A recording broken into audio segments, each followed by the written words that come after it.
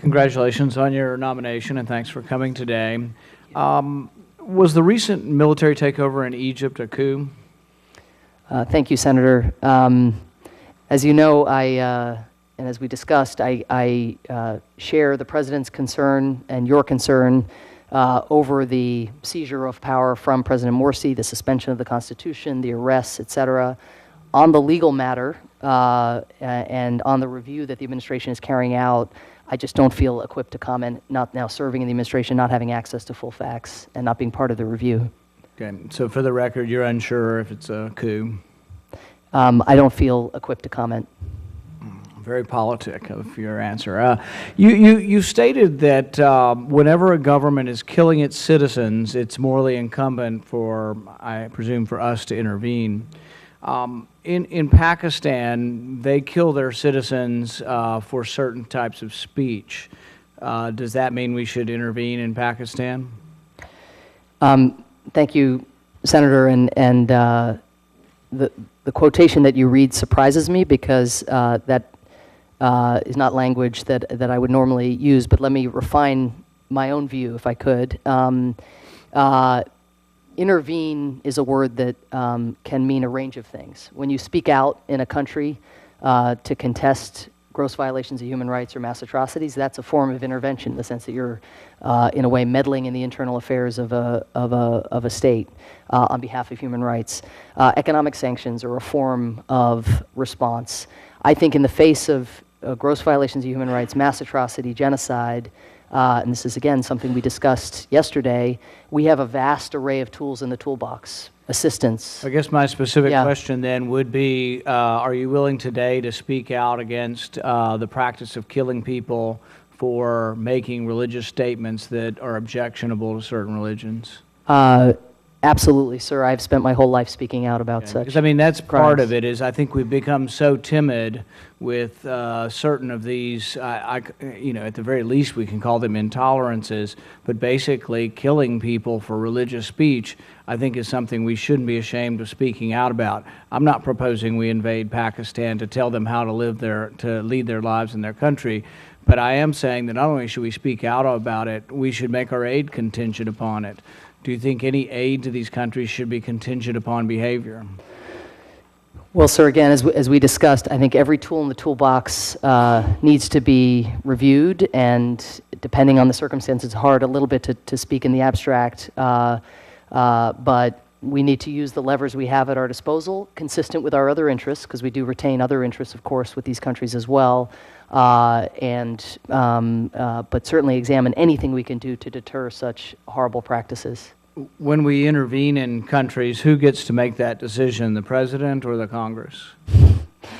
Thank you. Well, let me just say that, and I hope the last few weeks that the past is prologue in a way. If I am confirmed, I would benefit enormously if I could maintain the relationships that feel like I've begun to forge here these last weeks and continue these conversations. So consultation is indispensable. I cannot do this job, even if confirmed. Congress or the President without decides you. whether we go to war? As you know, there's a long-standing debate between the executive and the legislature that has crossed Republican and Democratic administrations about authorizations for the use of force, and all I can say is that I promise to consult with you extensively at all times.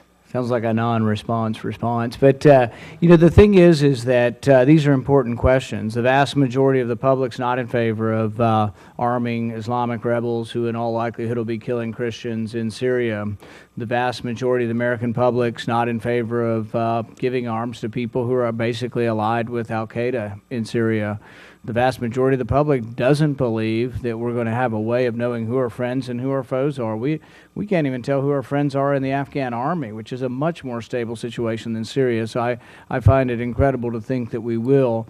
But the thing is those can be honest disagreements among people who say, oh, absolutely, we can say who the good people are, and we're only going to give weapons to good people. I find it a ridiculous argument, but I think it's an argument that some could make. But the thing is I don't think there's a valid argument for fighting secret wars without the permission of Congress. And basically that's where we are right now. I think it's also untenable to the American public for the administration to say, well, you know, we're going to go over there and we're going to arm them. We're not really going to try so much to win, but we really would like to get to stalemate so we could get the Russians to negotiate. And I think that's really not, you know, very tenable either, not too exciting for American GIs to, you know, who might lose lives and limbs, you know, should we be stuck in another war in the Middle East, to be too excited about this, that, well, our goal is stalemate. And, you know, I think that people, and I think you have noble purposes in wanting to eradicate human rights abuses around the world, but realize that, you know, war is a messy business, and, you know, people do lose their lives. You know, people, a young sergeant in the neighboring town to mine lost both legs and an arm in Iraq. And so these aren't geopolitical games, and they aren't things that we can say, oh, we're going to make the world, you know, this great groovy place where nobody has any human rights abuses, but we're going to do it through war. And so my caution is that to be careful about what we wish for, and to be careful about the belief that even though we are a good people and we want good things, and I think you're a good person and you want good things, that in all likelihood, as you do this, there are unintended consequences. And as we slip into this new war in Syria, if our trainers that are over there, I don't know how many there are, but the newspaper says several hundred trainers are over there, they're Americans, if they get killed, are we going to, you know, what's a typical response? It'll be mine. I'll be mad at the people who killed them, but then will be the response that we send more soldiers, and then we send platoons and regiments and generals, and then all of a sudden we're in another decade-long war, you know, which people say they want to fight to stalemate. So I would just say that even though noble intentions, I think, are yours, be very wary of what intervention means when we intervene. And it's one thing to send bread, but it's another thing to send guns. Thank you. Thank you.